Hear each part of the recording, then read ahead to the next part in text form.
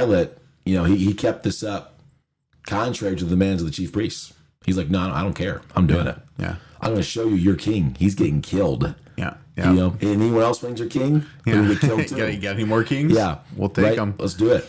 Mm-hmm. So the Jewish authorities, the Jewish authorities, largely unbelieving. Okay. Now there was some that came out and believed in. There were a few that did. Yeah. But as a whole, they were criticized by Jesus because of their unbelief.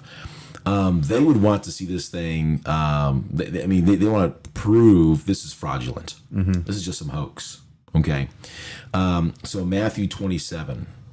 Go to Matthew 27 and look at a couple of verses there, starting in verse 62. You need me to read any of these? All right, I'm already at this one, but I'll get you the next time. The next day, that is, after the day of preparation, the chief priests and the Pharisees gathered before Pilate and said, Sir, we remember how that impostor said, while he was still alive, after 3 days I will rise.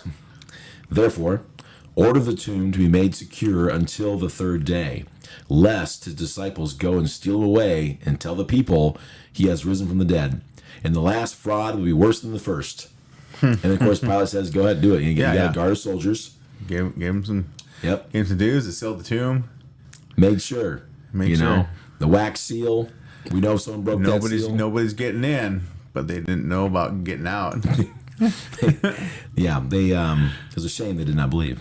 I think some did after, maybe. I would venture to say that you would consider what your belief system was. You would at least have a talk with somebody, probably. Yeah.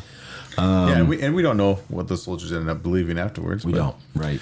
But it's pretty interesting. If I start seeing dead guys walking... Yeah. Well, I got questions. Now, here's a question to follow up on this, because the tomb was empty. That's the big point, number one.